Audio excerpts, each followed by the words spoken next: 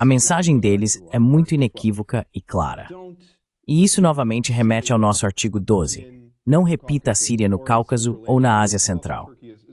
A propósito, a Turquia também está bastante ativa com ONGs na Ásia Central para influenciar, digamos, as sociedades no Turcomenistão, Cazaquistão ou Quirguistão a serem anti-russas ou contra a China ou o que for. Mas o que eles estão dizendo é, não tente isso ou não participe disso. E a propósito, Turquia, se você for esperta, trabalhará conosco.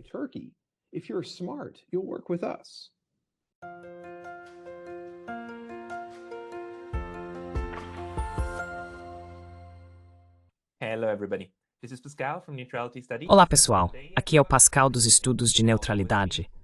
E hoje tenho um acadêmico fascinante comigo. Estou conversando com o Dr. Pietro Shakarian, da Escola Superior de Economia de São Petersburgo, uma das universidades mais prestigiadas da Rússia. Falando fluentemente armênio, russo e inglês, Pietro é um historiador da Rússia e da União Soviética, com doutorado pela Universidade Estadual de Ohio. Ele recentemente escreveu uma análise detalhada do novo Tratado de Parceria Estratégica Russo-Iraniana, que é o que queremos discutir hoje. Então, Pietro, bem-vindo. Pascal, é um grande prazer estar no seu programa. Obrigado por me receber. Obrigado por dedicar seu tempo em um domingo. Diga-me, antes de mais nada, por que você decidiu escrever uma análise muito longa e detalhada sobre o que este novo tratado significa? E você também destaca alguns artigos muito importantes que eu não vi no discurso geral. Qual é exatamente o significado deste tratado, tanto para a Rússia quanto para o Irã?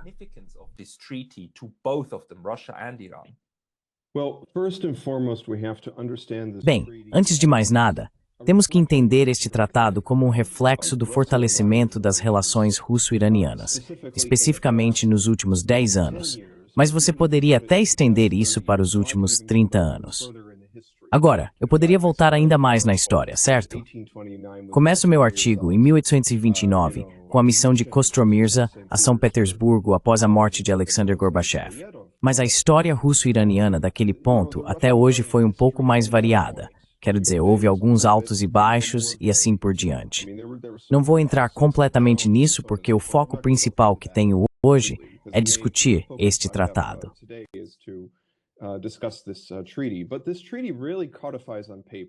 Mas este tratado realmente codifica no papel, e eu noto isso no final do artigo, o que as relações russo-iranianas se tornaram. Eles tinham um tratado nos registros desde 2000, e isso precisava desesperadamente ser atualizado, especialmente à luz dos eventos recentes. Agora, o que quero dizer com eventos recentes? Especificamente, olhamos para a colaboração russo-iraniana em relação à Síria, especialmente durante o período de 2015, exatamente 8 anos atrás. En efeito, que tal temporada de things. Mas parbint, of dizia uma matter de cure, que a países uniu.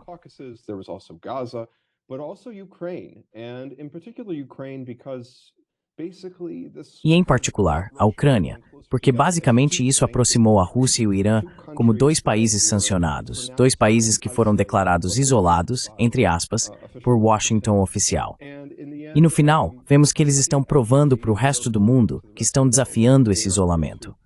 E a questão é, quão verdadeiramente isolados eles estão? Quero dizer, estamos vendo aqui artigos nesse tratado, por exemplo, e esses são os artigos que provavelmente são mais discutidos sobre como eles vão contornar o SWIFT. Eles vão criar novos tipos de mecanismos de troca econômica. Além disso, discutem medidas de apoio mútuo às sanções. Eles não vão apoiar nenhum tipo de medida coercitiva unilateral contra o outro signatário e assim por diante.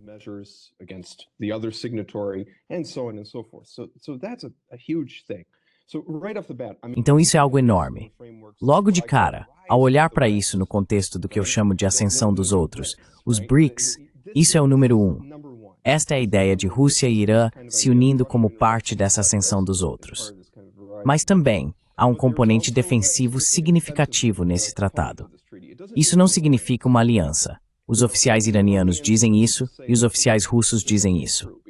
É verdade porque se você olhar os artigos, ainda não é algo como uma aliança militar. Cria estrutura para algo assim. Mas ainda não é isso, certo? But it's not yet that, right? A pivotal article, actually, when we look at this treaty, Um artigo crucial, na verdade, quando olhamos para esse tratado, é o artigo 3. E o artigo 3, seção 3, contém essa nota. Esta é, na verdade, a seção 3, onde basicamente proíbe o apoio ao agressor. Assim, se um dos signatários for atacado, o outro signatário não pode apoiar o agressor no caso desse ataque e apoiará diplomaticamente o outro país. Certo? Então ainda não chegou ao ponto em que, se o Irã for atacado, a Rússia os apoiaria? Ou se, digamos, a Rússia for atacada, o Irã apoiaria, então no fingido, mas cria a base para algo assim. Então é isso.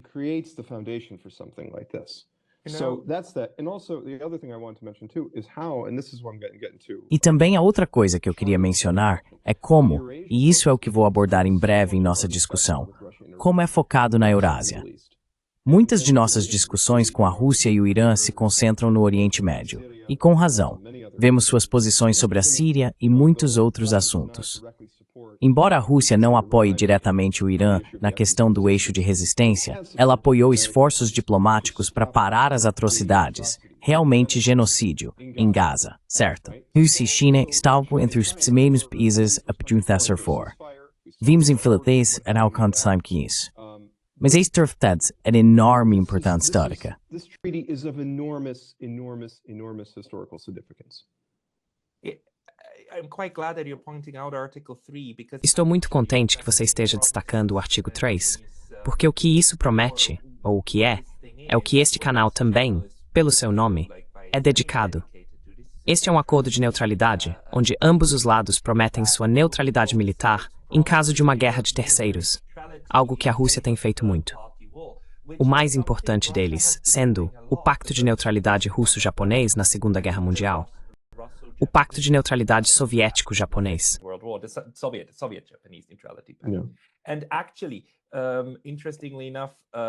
E, na verdade, curiosamente, a Rússia também tem um artigo semelhante agora com a Coreia do Norte, pelo menos se a publicação norte-coreana do tratado estiver correta. Então você acha que a Rússia está atualmente tentando construir uma nova rede, não tanto de aliados, mas de parceiros confirmados com esses componentes de segurança, que diriam, tipo, não seremos aliados, mas não seremos inimigos um do outro?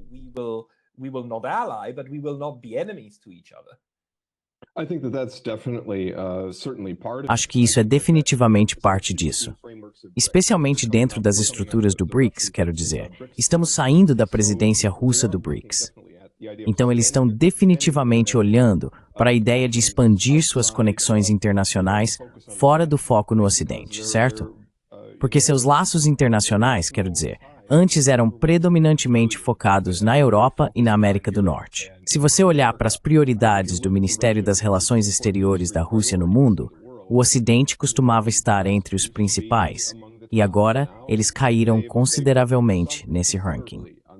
Mas a outra coisa é que é um pouco mais do que isso, porque quando falamos, por exemplo, de alguns desses outros artigos, quando falo, por exemplo, do artigo 12, artigo 13, artigo 14, há uma dinâmica eurasiática extraordinariamente significativa.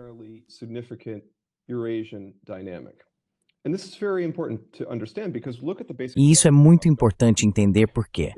Veja a geografia básica, Pascal. O Irã corresponde principalmente ao planalto iraniano histórico, certo? Ou podemos também chamá-lo de continente cultural iraniano, ou persa, que abrange, quero dizer, estamos falando também, isso poderia incluir informalmente na ideia de Grande Irã, os países do Cáucaso e da Ásia Central nesse tipo de esfera persa informal. Mas, na verdade, a Ásia Central e o Cáucaso, essas áreas são zonas de influência cultural conjunta, poderíamos dizer, entre a Rússia e o Irã, historicamente remontando a muitos séculos. Pensamos no Uzbequistão, por exemplo.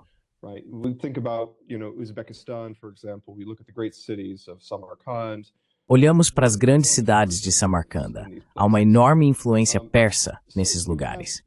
Então você tem isso, mas também é extraordinariamente importante para a Rússia e o Irã em um quadro de segurança, em uma dinâmica de segurança, porque também é bem conhecido que o Ocidente, em particular os falcões de guerra ocidentais e as grandes empresas de energia ocidentais, querem entrar nessa região para minar a influência da Rússia do Irã e também da China, porque a Ásia Central faz fronteira com a China, certo? E sempre houve essas visões para, digamos, um gasoduto Transcáspio, basicamente para expandir o que é agora o gasoduto Baku, Tbilisi, Ceyhan, mais a leste, através do Cáspio até o Turcomenistão. Across the Caspian to Turkmenistan. Turkmenistan is a country that has O Turcomenistão é um país que talvez tenha a quarta ou quinta maior reserva de gás natural do mundo. Incrivelmente importante.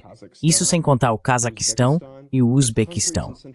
Esses países na Ásia Central são extremamente ricos em energia. Eles são um grande prêmio no tabuleiro geopolítico. Se voltarmos ao grande tabuleiro de xadrez de Zbigniew Brzezinski, muitos, eu diria, falcões de guerra no Ocidente, aliados a grandes interesses energéticos, querem de certa forma intervir aqui para conter, como eles veem, a Rússia e o Irã. Portanto, não é por coincidência que o artigo 13 é inteiramente dedicado à região do Cáspio. Você pode nos dizer o que diz? Bem, basicamente, o ponto principal. Você gostaria que eu revisasse o artigo 12, 13 ou 14? Diga-me o que mais sobre eles. Você vai nos dizer o que eles são? Well, first of all, Article 12. Bem, em primeiro lugar, o artigo 12 desses tratados basicamente obriga os signatários, como escrevi em meu artigo, a promover o fortalecimento da paz e segurança na região do Cáspio, Ásia Central, Transcaucásia, que é o sul do Cáucaso, e o Oriente Médio. Ele convoca inequivocamente as partes a cooperarem com o objetivo de prevenir a interferência e a presença desestabilizadora de terceiros estados. O que certamente significa, em primeiro lugar, os Estados Unidos, mas também o Reino Unido. Destaque o máximo potencialmente no alvo de desespero. Has a 30% stake in the BTC pipeline. Also Israel, Também Israel e também os estados da UE. Você poderia incluir a Turquia nisso, embora possa haver algum debate. A Turquia faz parte dessa região ou é um intruso, certo? Do ponto de vista iraniano e russo, a visão sobre a Turquia não tem sido tão positiva desde os eventos na Síria, certo? Mas de qualquer forma é contra o terceiro estado. Então isso é um artigo inteiro. Esse é o foco principal. E o artigo 13 do Cáspio detalha especificamente nessas 4 seções a necessidade dessa região, tanto para a Rússia quanto para o Irã, em termos de, talvez possamos dizer cooperação em segurança, cooperação econômica, cooperação norte-sul, certo? Falamos sobre essa ideia do corredor norte-sul.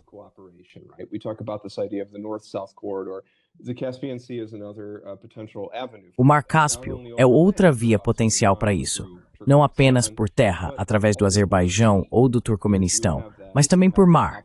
Você tem essa opção também. Além disso, a cooperação na esfera energética é importante, assim como a cooperação em questões ecológicas. Também temos que considerar que o Cáspio é um corpo de água comum entre o Irã e a Rússia. Certo? Então há isso. Mas só esse artigo, você tem que pensar. Eu vejo isso também como historiador, porque, escrevi um livro sobre Anastasia Mikoyan e a política de nacionalidade soviética. Estudei a história do Cáucaso.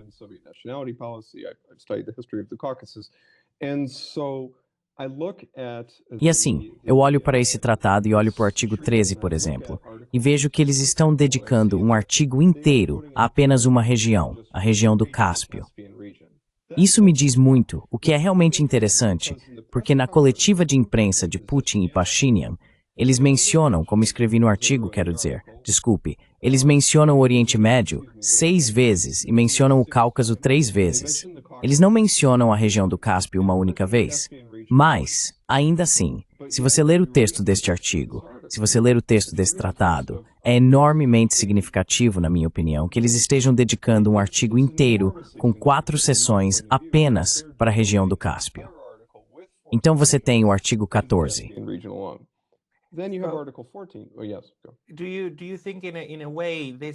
Você acha que, de certa forma, isso é... Quero dizer, dividir é a palavra errada. Mas este é um acordo entre essas duas grandes potências, que basicamente consideram a região do Mar Cáspio como sua esfera de cooperação, e prometeram ativamente impedir que terceiros estados tentem intervir da maneira que as coisas estão acontecendo ao redor do Mar Negro. Quero dizer, do ponto de vista russo, o Mar Negro costumava ser algo com que eles só precisavam se preocupar em termos de tipo com a Turquia, mas com eles tinham um arranjo funcional, especialmente durante a Guerra Fria. E então você sabe, basicamente o Mar Negro hoje é uma área contestada, e dependendo de como as coisas vão com a Ucrânia, ou se tivessem seguido um caminho diferente, o Mar Negro seria outro lago da OTAN. Então, essa marcha por leste é algo que isso supostamente deve parar do ponto de vista russo.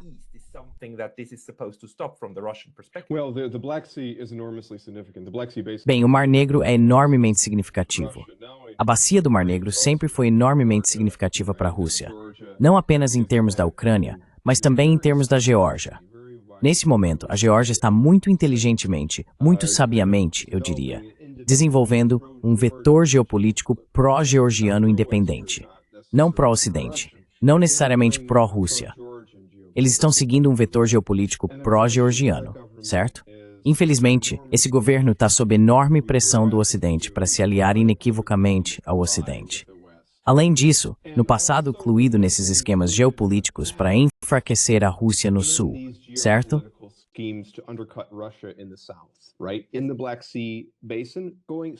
Na bacia do Mar Negro, estendendo-se em direção à bacia do Cáspio, através do que eu digo, o oleoduto BTC.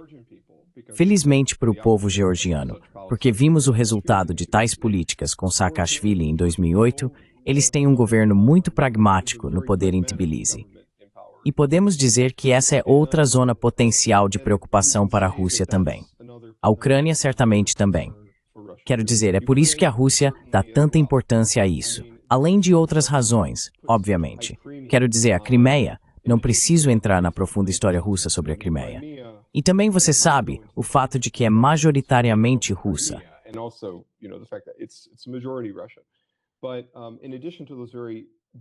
Mas além dessas razões emocionais muito profundas, do apego emocional profundo, quero dizer, estamos falando também sobre a história da Guerra da Crimeia, da Segunda Guerra Mundial e assim por diante.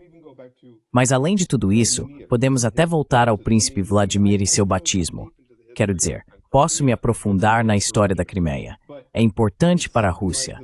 Mas o ponto principal é que a área do norte do Mar Negro é muito importante para a Rússia. E, em particular, no contexto desse conflito na Ucrânia, muito se tem falado, como você provavelmente bem sabe, sobre Odessa no Mar Negro.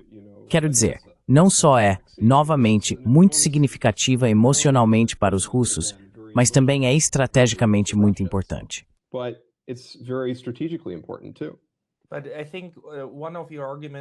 Mas eu acho que um dos seus argumentos, ou o que você está nos dizendo, é que, apesar do fato de que a Rússia e o Irã em si enquadraram ou falaram sobre seu tratado no contexto do Oriente Médio, que é exatamente o que estava acontecendo, a Síria estava acontecendo naquela época, e também no contexto da Ucrânia, isso é naturalmente algo que muitos comentaristas perceberiam. Seu argumento é que esse tratado também é estrategicamente voltado para o Mar Cáspio e para proteger o Mar Cáspio.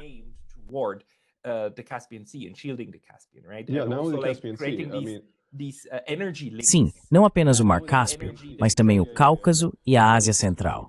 Essa área da Eurásia, quero dizer, as ex-repúblicas soviéticas do Cáucaso e da Ásia Central, combinadas com essa área. Novamente, é aqui que os interesses da Rússia e do Irã se cruzam muito.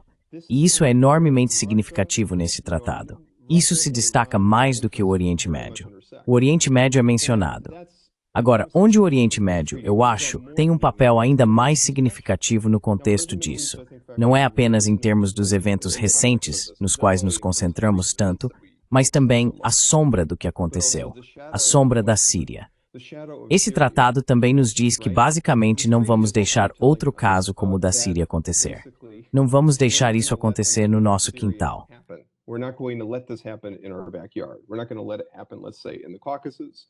Não vamos deixar isso acontecer, digamos, no Cáucaso, ou na Ásia Central, ou em qualquer lugar. Certo. O que o artigo 12 está dizendo é que somos os policiais da área e vamos impor a situação aqui e garantir que jogadores externos não entrem para minar nossa segurança nacional. É isso que eles realmente estão promovendo aqui, Pascal. Quero dizer, é algo grande.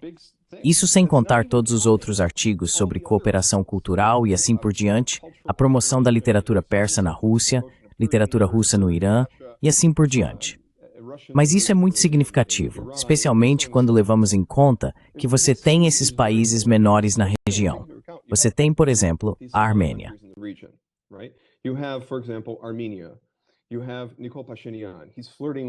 Você tem Nikol Pashinyan. Ele está flertando com o Ocidente, com a UE. Não é um movimento muito inteligente. Vimos como esse show terminou com Mikhail Saakashvili. Para a Armênia, as implicações de segurança disso são realmente sérias e muito graves. Mas também, Ilham Aliyev, no Azerbaijão, embora ele fale bem com Putin, no final das contas, ele tem sido muito próximo de Israel, da Turquia, da OTAN na região.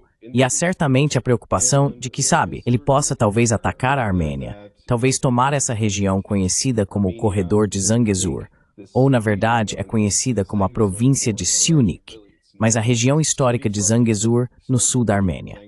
E isso poderia cortar o Irã da União Econômica da Eurásia.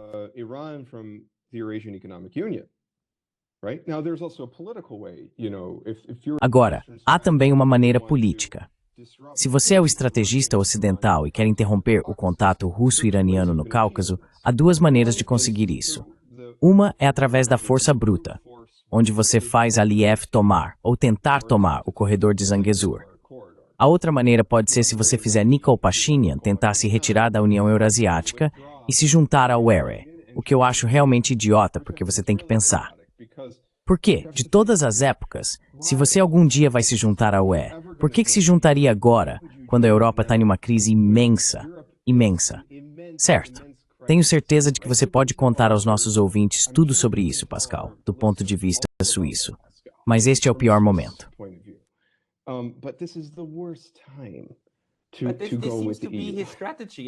Mas essa parece ser a estratégia dele. Quero dizer, mesmo que seja Pashinyan, e a propósito também a Geórgia, o governo georgiano disse oficialmente, ainda queremos entrar na União Europeia.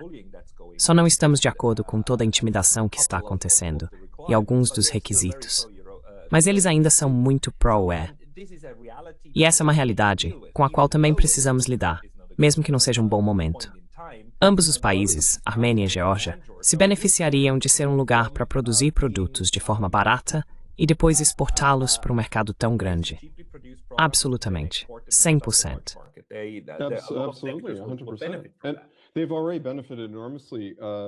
Eles já se beneficiaram enormemente com a ascensão econômica da Rússia, porque posso dizer, vivendo em São Petersburgo, que é muito próspera.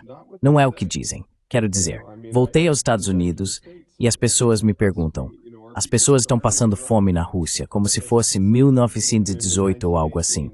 E eu digo, não realmente. É completamente diferente do que você pensa. Quero dizer, você deveria vir e ver por si mesmo. É extraordinário. Quero dizer, a Rússia está em expansão. Eu até fui para as regiões.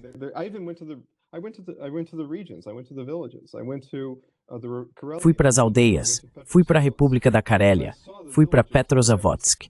E vi as aldeias quando estava no trem de São Petersburgo para Petrozavodsk. É incrível como há casas recém-pintadas e flores. O interior da Rússia até parece muito bom, pelo menos nesta parte do noroeste da Rússia. Quero dizer, não estou falando por toda a Rússia, porque é um país enorme, e tenho certeza de que há partes que não parecem tão boas. Você sabe, isso acontece com qualquer país grande, mas sim.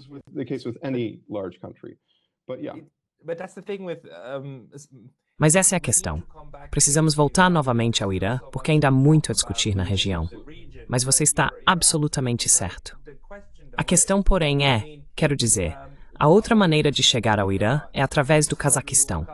Quero dizer, há apenas mais um país do outro lado do Mar Cáspio, porque o Mar Cáspio é o menor dos 7, certo? Bem, francamente sim. E na verdade é isso que eu tenho dito, sabe? Porque havia essa ideia de passar o gasoduto pelo Azerbaijão. Bem, o Azerbaijão não é muito confiável. Quero dizer, veja como eles trataram a Rússia com toda a questão do avião. Sabe o acidente de avião que aconteceu recentemente nas proximidades do Mar Cáspio? Isso foi provavelmente devido à interferência de pássaros. No entanto, Ilham Aliyev estava pulando para cima e para baixo, dizendo que os russos o derrubaram, mesmo que por engano, e ele estava exigindo desculpas e assim por diante. E ainda assim, os russos não o derrubaram. O avião percorreu todo o Mar Cáspio até quase chegar à costa. Foi um acidente infeliz, uma tragédia infeliz, mas não foi algo causado pela Rússia.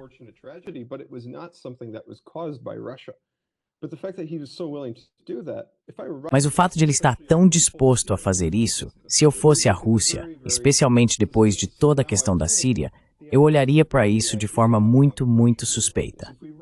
Agora, acho que a ideia da Rússia e do Irã é que se passarmos aquele oleoduto do Cáspio pelo Azerbaijão, então podemos controlar mais Aliyev. Mas sempre há o risco de que você possa repetir o que aconteceu com a Turquia, onde damos coisas à Turquia, fazemos todo tipo de concessões com a esperança de que eles sejam mais razoáveis, que não façam nada louco. Mas então o que acontece? A Turquia se alia a Israel, e a próxima coisa que sabemos é que o HTS está em Damasco, certo? E a Rússia e o Irã não querem ver isso se repetir. Então, na verdade, se eu fosse a Rússia e o Irã, francamente pensaria em fazer esse oleoduto passar pelo Cazaquistão, como você diz, e pelo Turcomenistão.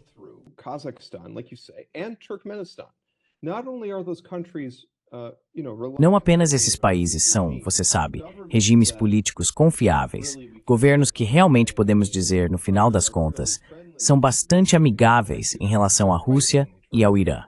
Na verdade, eles são bastante amigáveis em relação à Rússia e ao Irã. Mas também o Ocidente está cortejando, em particular, as grandes empresas de energia e estão realmente tentando cortejar o Turcomenistão para fazer parte do gasoduto transcaspiano. Se eu estivesse aconselhando, se eu dissesse isso, digamos, aos russos, eu diria, e aos iranianos, eu diria, se vocês realmente querem resolver a situação lá, vocês querem meio que trazê-los mais para o seu lado, certo? E um gasoduto seria uma boa maneira de fazer isso. Tenho certeza de que os turcomenos não se oporiam.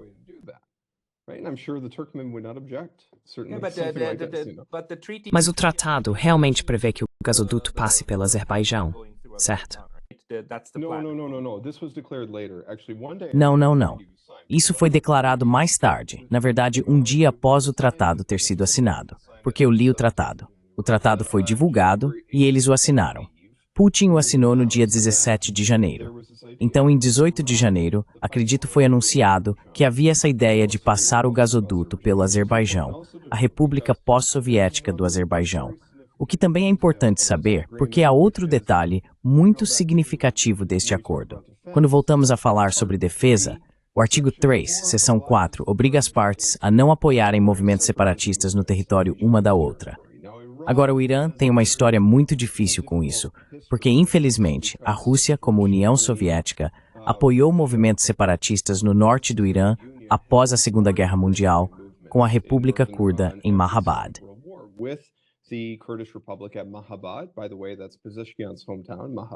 Aliás, essa é Mahabad, a cidade natal do Dr. Pietro Shakarian, e também a região do Azerbaijão, no norte do Irã. Agora, a região original do Azerbaijão seria o Azerbaijão iraniano. O nome da República do Azerbaijão foi adotado muito mais tarde, em 1918.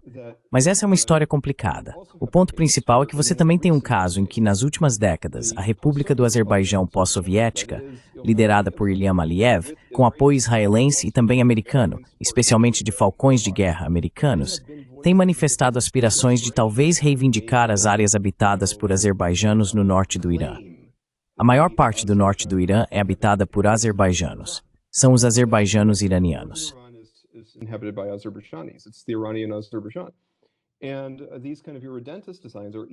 E esses tipos de projetos irredentistas são até mesmo promovidos, como eu disse, por pessoas no Atlantic Council, como Brenda Schaffer.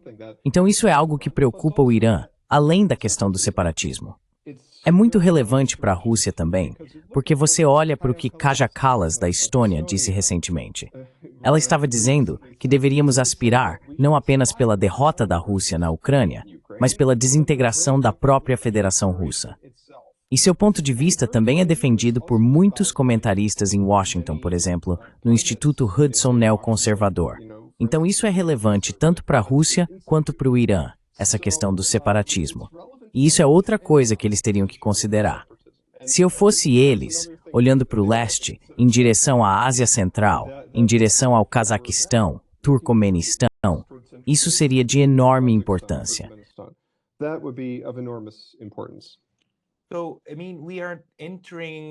Então, quero dizer, estamos entrando, ou já estamos dentro, dessa nova configuração multipolar do sistema internacional, ou multinodal, se seguirmos a conceituação de Chas Freeman. E a questão é que o mapa do mundo, da forma como estamos acostumados, e esse tipo de momento relativamente estático, embora isso venha com muitos asteriscos, porque não tem sido tão estático, especialmente na Europa, afinal de contas, não é mais o caso. Estamos agora em um mundo onde os Estados Unidos dizem: a propósito, a Groenlândia vai ser nossa. E Canadá, por que você não se junta a nós? E vamos ficar com o canal do Panamá.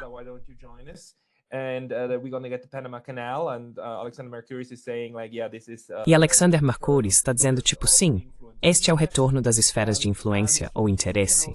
E agora vemos a Síria. A Síria está basicamente desaparecida. Uma boa parte dela, um pedaço dela, está agora sendo integrada a Israel, ou às zonas de ocupação de Israel. Quer dizer, Israel em si é um estado que está constantemente se transformando e não tem uma solução concreta. Mas também vemos como a Turquia tomando boas partes dela. E você sabe, vemos como os estados estão tentando redesenhar o mapa. E você interpreta o tratado de que estamos falando como algo que vai nessa direção? Ou mais como algo que tenta dizer, tipo, não, vamos tentar criar estabilidade na região para que possamos fazer negócios uns com os outros?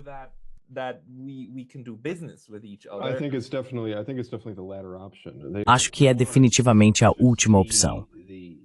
Eles não querem ver a dissolução da ordem pós-Segunda Guerra Mundial. Quero dizer, eles não querem ver necessariamente um mundo onde é cada um por si, certo? Ou o direito do mais forte. Você está ouvindo esse tipo de argumento agora, que podemos tomar, por exemplo, quando falamos sobre a Groenlândia. Esse tipo de ponto retórico de que poderíamos tomar a Groenlândia militarmente. Isso não está na visão da Rússia e do Irã. Eles querem, Severant.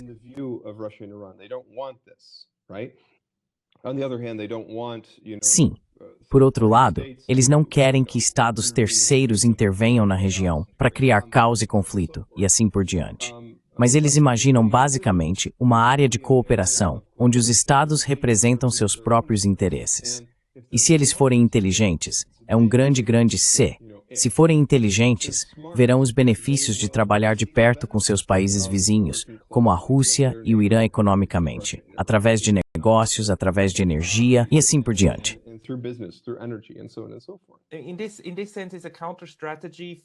Nesse sentido, é uma estratégia para contrariar os esforços dos Estados Unidos e de Israel na região, porque agora está absolutamente claro que todo o processo de pensamento sobre como fazer Israel prosperar é destruindo tudo ao seu redor, certo? Apenas queime tudo e certifique-se de que todos lutem entre si para que você possa prosperar.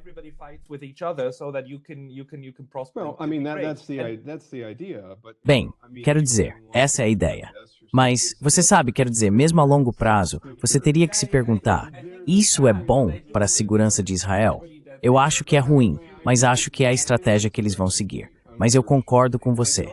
Essa é a estratégia, infelizmente. E isso remonta até ao Iraque. Você sabe, quando olhamos para o Iraque, olhamos não apenas para o Iraque, mas também para a Líbia. Olhe para a Síria. Continua e continua. E eu acho que, francamente, este tratado diz não vamos ter isso. Houve, infelizmente, alguma especulação a propósito de que, você sabe, o Irã poderia acabar como a Síria. Sabe, está sob tanta pressão de sanções e tudo mais.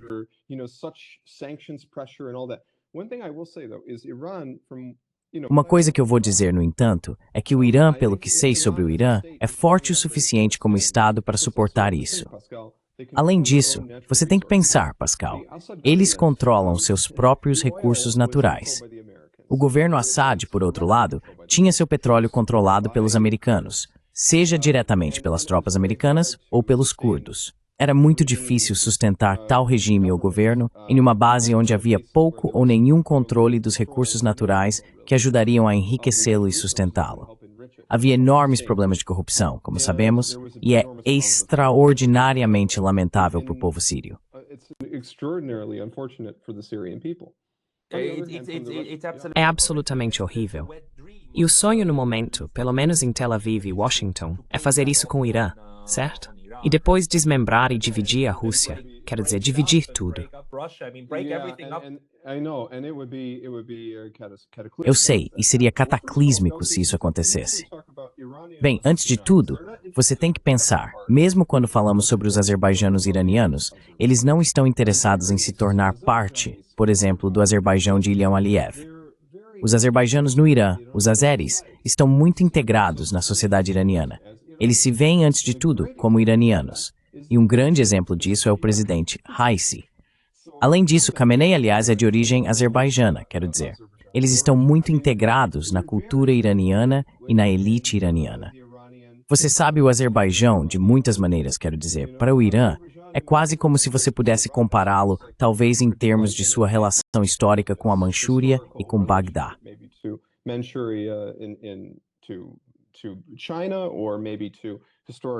A China, ou talvez historicamente a Ucrânia para a Rússia, é uma região muito importante, enormemente importante. E os azerbaijanos no Azerbaijão iraniano não querem ter nada a ver com a República Pós-Soviética. Eles estão bem sendo parte do Irã.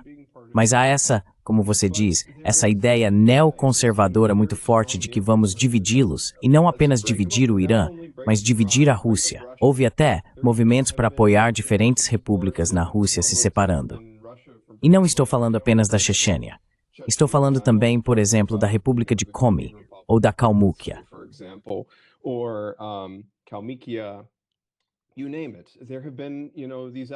Você nomeia. Houve, você sabe, esses esforços para balcanizar a Rússia, e os esforços de balcanização podem parecer planos mestres maravilhosos para certos pensadores no Beltway em Washington, D.C., mas imagine as enormes consequências disso. Se isso tivesse sucesso, não terá sucesso, mas se tivesse, seria catastrófico para a Eurásia. Imagine todos os problemas de segurança que você teria, todas as novas questões que estariam lá. Se você tivesse 1 milhão de pequenos estados na massa terrestre do norte da Eurásia e também no Planalto iraniano, seria uma bagunça. Seria uma bagunça, Pascal. E eles não entendem isso.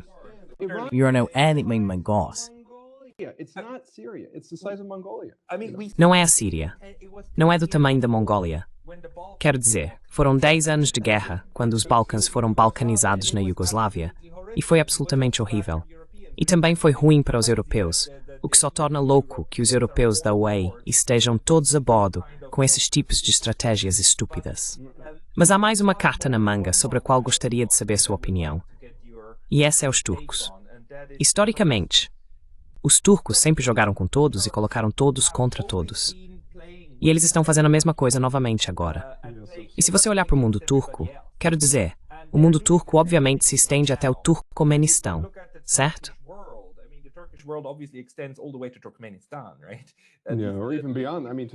Ou até além, quero dizer, até o Quirguistão.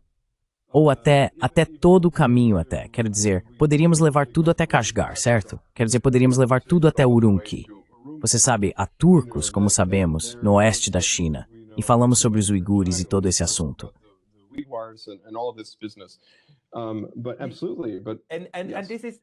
Mas absolutamente. E isso é, quero dizer, eles estão, é claro, separados da Turquia política de hoje. Então não podemos. Mas esta é uma consideração que precisa ser mantida em mente, especialmente se olharmos para a interseção em torno da Geórgia, Armênia e Azerbaijão, que é realmente um ponto focal agora. O que você acha que é a mensagem de Teherã e Moscou em relação à Turquia quando se trata desta região?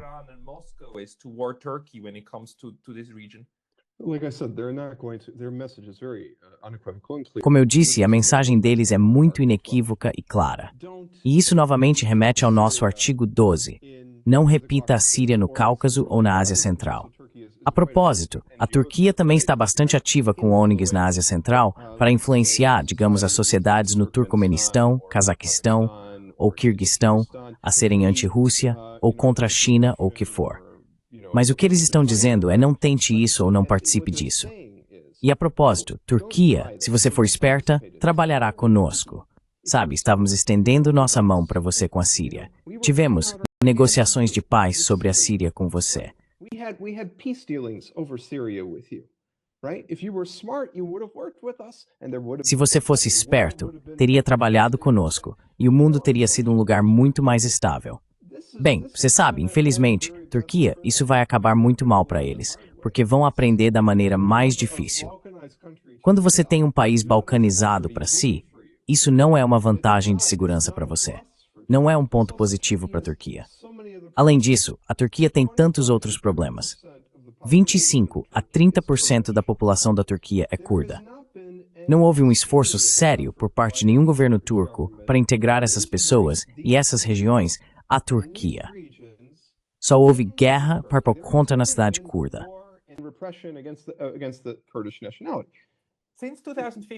Desde 2015, eles fizeram o oposto.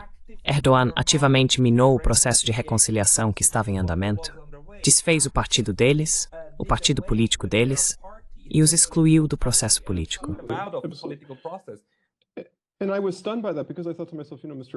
E eu fiquei surpreso com isso, porque pensei comigo mesmo, sabe? O senhor Erdogan, quero dizer, ele foi inteligente, na verdade, no início. Admito, vou dizer isso, porque ele estava negociando com eles. É isso que você faz se é o presidente da Turquia. Ele também foi bastante inteligente no início, ao colocar os militares sob controle civil, porque na história turca, como sabemos, eles faziam um golpe de vez em quando se o líder político saísse da linha. Para seu crédito, ele colocou os militares sob controle civil. Mas então, sabe, ele criou seu próprio tipo de, poder sim, sultanato na Turquia. E eu acho que, francamente, novamente, se eles forem inteligentes, vão trabalhar com a Rússia e o Irã, certo?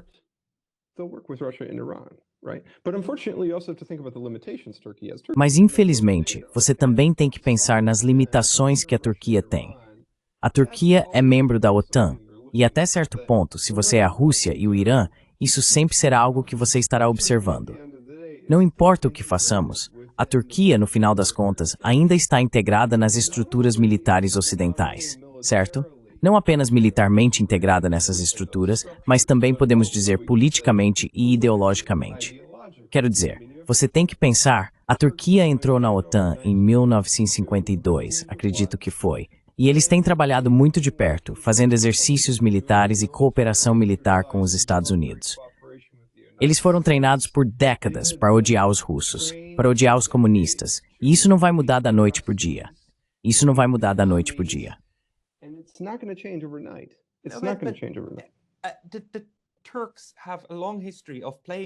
Os turcos têm uma longa história de jogar dos dois lados. Quero dizer, também durante a Segunda Guerra Mundial, a melhor coisa que aconteceu à Turquia foi que a Alemanha atacou a União Soviética, porque isso tirou toda a pressão deles. E quando olhamos para o Irã, você sabe, na Segunda Guerra Mundial, a União Soviética e a Grã-Bretanha os invadiram para impedir qualquer tipo de cooperação iraniana, especialmente com entregas de petróleo para a Alemanha.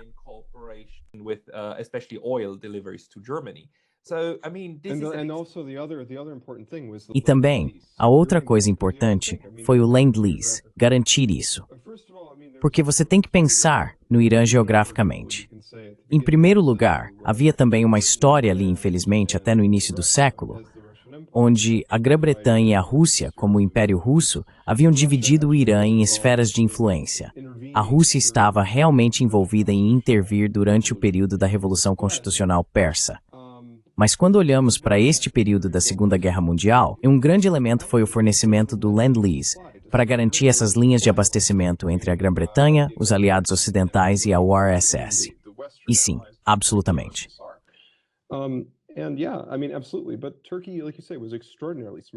Mas a Turquia, como você disse, foi extraordinariamente inteligente.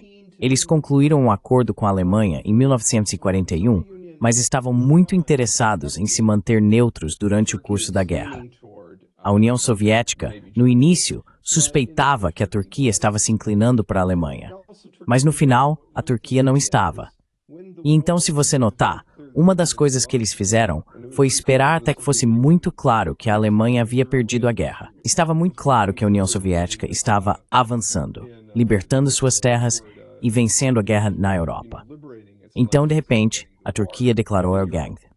that all of a sudden Turkey declared war on Germany, like at the very end, you know. In February 45, and of course Em fevereiro de 1945, e claro, eles nunca realmente dispararam um tiro contra os alemães, mas fizeram isso a tempo de se juntar às Nações Unidas. Então a Turquia é realmente muito boa em perceber a mudança dos tempos. Mas se agora supusermos que vivemos neste mundo em que estamos novamente mais próximos de um sistema do século XIX do que do século XX, não há amigos permanentes, apenas interesses permanentes. A Rússia e o Irã aceitam essa premissa, mas atualmente seus interesses estão alinhados, então eles gostariam de criar estabilidade em sua vizinhança imediata. Quão altas você acha que são as chances de que eles possam alcançá-la com este tratado e com a cooperação que estão tentando estabelecer também através do BRICS e integrando a Turquia através do BRICS nessa ideia?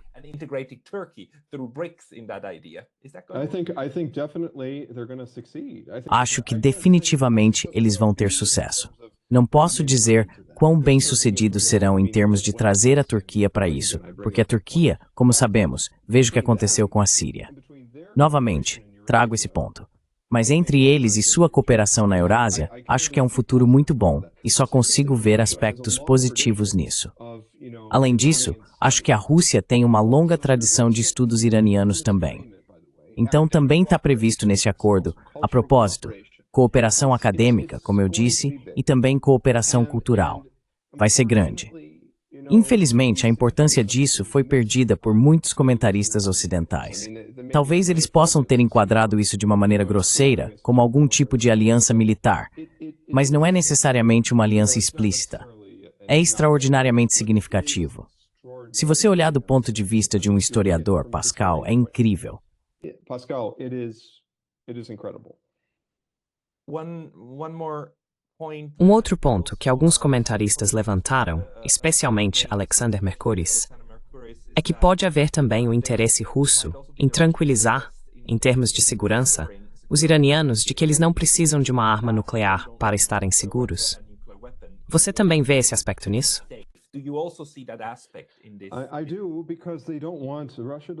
Eu acredito que sim, porque a Rússia não quer a proliferação nuclear. Eles querem conter isso e promover o uso pacífico. Quero dizer, este também era outro artigo do tratado, que a Rússia ajudaria o Irã no desenvolvimento pacífico de energia nuclear. Agora, não posso dizer como Israel interpretará isso. Israel pode fazer alegações de que o Irã está criando uma bomba ou algo assim para criar um motivo para ir à guerra com eles. Mas eu acho que, no final das contas, a Rússia não permitirá que tal cenário aconteça. Acho que a Rússia não quer que o Irã desenvolva uma arma nuclear. E acho que os próprios iranianos não querem desenvolver uma arma nuclear.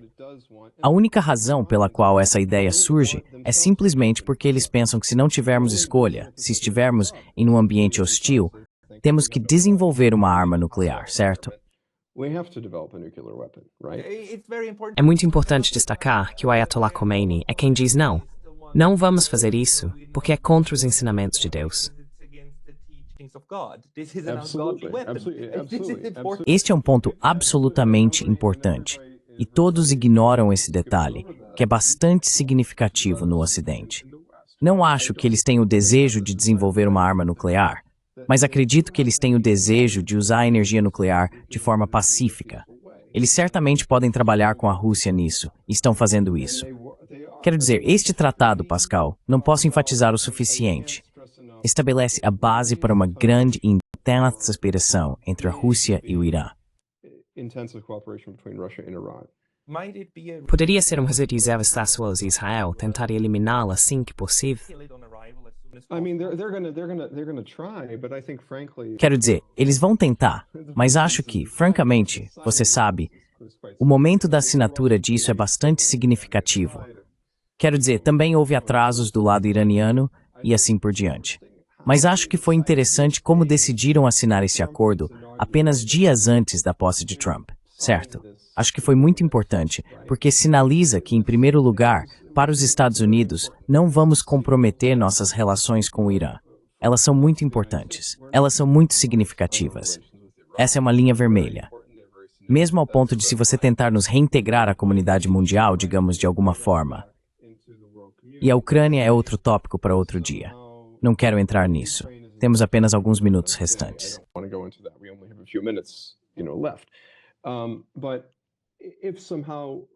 Mas se de alguma forma a guerra na Ucrânia terminasse amanhã e você nos integrasse de volta ao sistema internacional, não há como estarmos dispostos a seguir com sanções contra o Irã ou qualquer tipo de limitações contra o Irã novamente. Então, nem sonhe com isso. E essa é uma das mensagens que eles estão enviando ao assinarem isso na véspera, literalmente, da inauguração. E também estão enviando um sinal para Israel. É melhor não tentar nada. É melhor não pensar que pode se safar com alguma guerra contra o Irã. Em primeiro lugar, só a ideia de fazer isso. Pense no tamanho do Irã. Como eu disse, é do tamanho da Mongólia. É um país enorme. E pensar que eles poderiam se safar com uma operação ao estilo sério.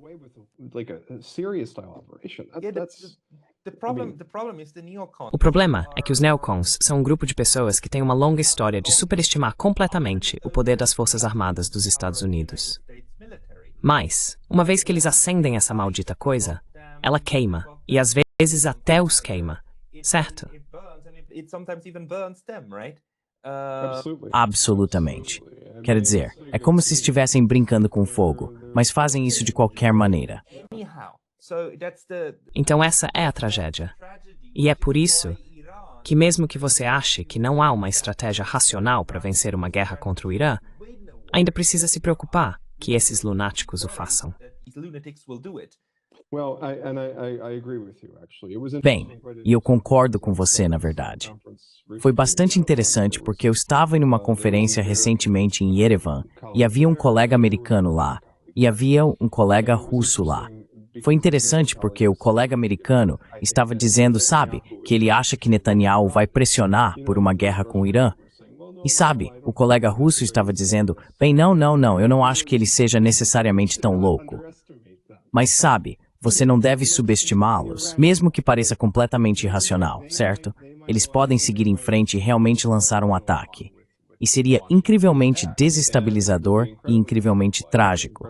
Mas isso não os impede. Quero dizer, vemos isso acontecer repetidamente. É como Jack Matlock, o ex-embaixador dos Estados Unidos, disse, sabe, a definição de estupidez é fazer a mesma coisa repetidamente. E é exatamente isso que eles fizeram com o Iraque, com a Líbia, com a Síria. Continua e continua.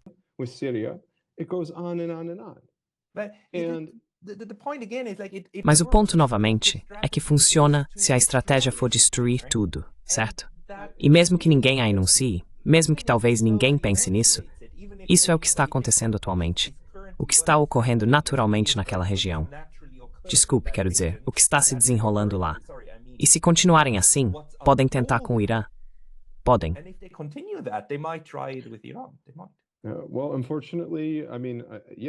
Bem, infelizmente, quero dizer sim, e é por isso que o Irã não tem ilusões sobre isso, e nem a Rússia.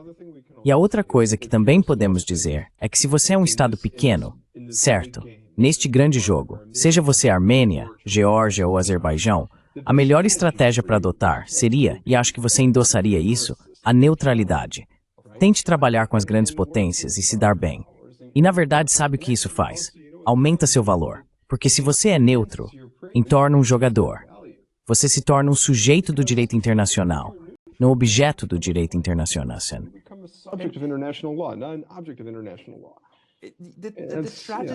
A tragédia da Ucrânia é que ela estava totalmente segura, bem e sã, enquanto era realmente neutra. No momento em que se afastou disso, a maior segurança não é ter mais bombas. A maior segurança é que ninguém quer atacá-lo. Sim, absolutamente. E na verdade é isso que eu penso, como estávamos conversando antes do início da gravação. A Finlândia é um ótimo exemplo. Quando você promove sua neutralidade, está abrindo mão de sua soberania. Está abrindo mão de sua capacidade de ser um jogador. A Finlândia era um jogador quando era neutra. O mesmo acontece com a Suécia. É um jogador quando é neutra. E estou, na verdade, um pouco preocupado até mesmo com a Suíça, por alguns dos relatos de notícias que ouço de vez em quando. Então sim, espero, novamente, que para pequenos estados, o melhor caminho seja ser neutro e evitar esse tipo de enredamento geopolítico. Concordo completamente. E para estados grandes, eles estão fechando grandes acordos novamente. Então, Dr. Pietro Shakarian, se as pessoas quiserem ler sua análise, onde devem ir? Eles deveriam ir ao Comitê Americano para o Acordo Elson-Rússia. Estou tão acostumado a dizer Acordo Leste-Oeste, mas eles deveriam ir ao Comitê Americano para o Acordo Rússia. US-Russia Accord. I'm so used to saying East-West Accord, but they should go to the American Committee for US-Russia Accord. They'll find it there. And also, Eles vão encontrar lá e também no antiwar.com. Então, novamente, o site antiwar.com e o Comitê Americano para o Acordo Elson-Rússia. Esses são os lugares que você deve procurar. and this is, yeah. Todos, vocês ouviram para onde ir? E certamente teremos Pietro de volta no canal novamente. Dr. Pietro Shakarian, muito obrigado pelo seu tempo. Pascal, obrigado por me receber e boa sorte com seus outros empreendimentos neste domingo. On this Sunday.